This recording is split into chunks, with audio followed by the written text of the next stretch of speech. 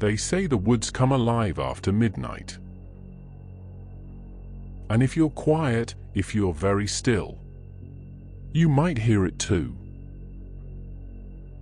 The low grunt, the shuffle of enormous feet, and eyes burning in the dark.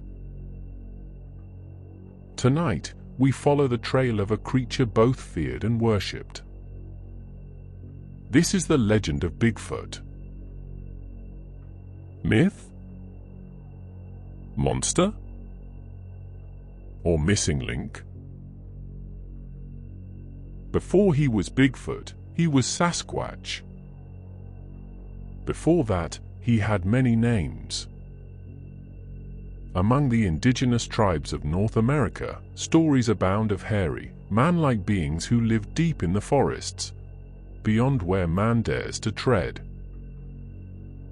The Salish peoples of the Pacific Northwest spoke of the Sasquatch, a wild being who watched from the shadows, both protector and punisher of the woods.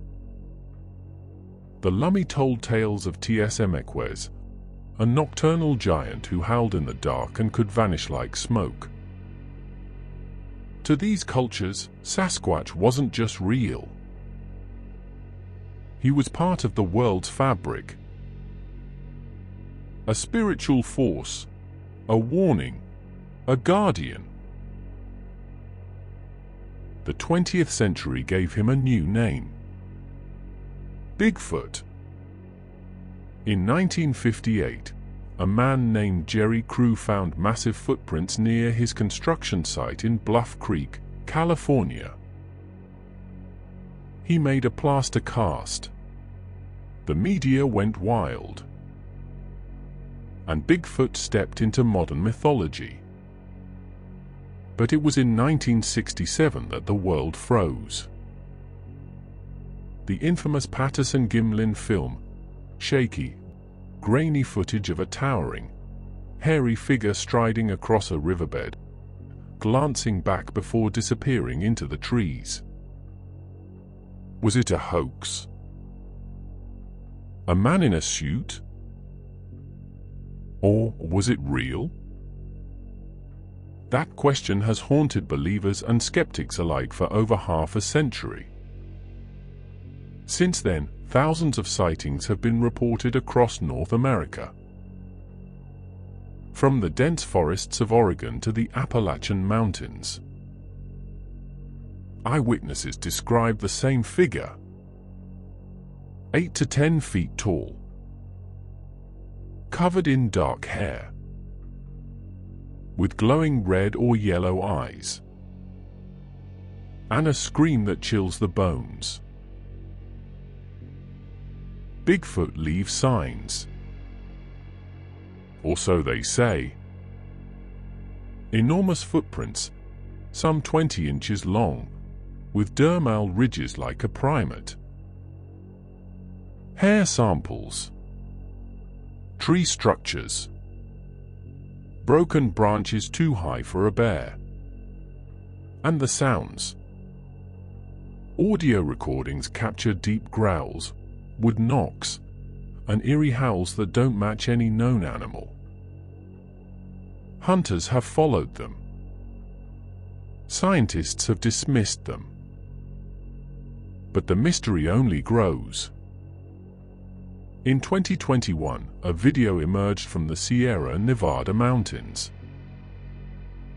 A hiker claimed to have filmed a large bipedal figure, silently observing from the tree line. He zoomed in, but the face was blurred, as if the forest itself refused to give up the secret. Bigfoot is not alone. Across the globe, similar creatures haunt the edges of myth and wilderness. In the icy heights of the Himalayas, the Yeti, or abominable snowman, is said to roam. Monks claim to possess its scalp. Sherpas speak of it with quiet reverence and fear. In Mongolia, there are stories of the Almas, a hairy, human-like creature that walks upright and avoids all contact with civilization. In the dense jungles of Indonesia, people whisper of the orang pendek, a short, powerful ape-man that vanishes into the shadows as quickly as it appears. And in Australia, Aboriginal legends tell of the yowie, a howling, hulking beast said to dwell in remote bushland. Different names, different lands, but the same shape, the same eyes in the dark. July 2001. Marble Mountain, California. A group of youth counselors and teens on a backpacking trip set up camp in the wilderness. One of them, Jim Mills, brought a camcorder. What he captured has become one of the most debated Bigfoot videos in history. First, they found a massive structure built of twisted branches, too large for a person, too complex for chance. It stood like a nest or a warning. Then, at dusk, one of the boys shouted. Across the ravine, a figure moved. Large, upright, silent. Mills zoomed in. For nearly 2 minutes, the camera tracks a dark form navigating the slope with eerie grace. It doesn't seem to notice them. Or maybe it doesn't care. Skeptics say it's a man in costume. Believers say no human moves like that, not in rough terrain, not without effort. And no one has ever come forward to claim it as a hoax.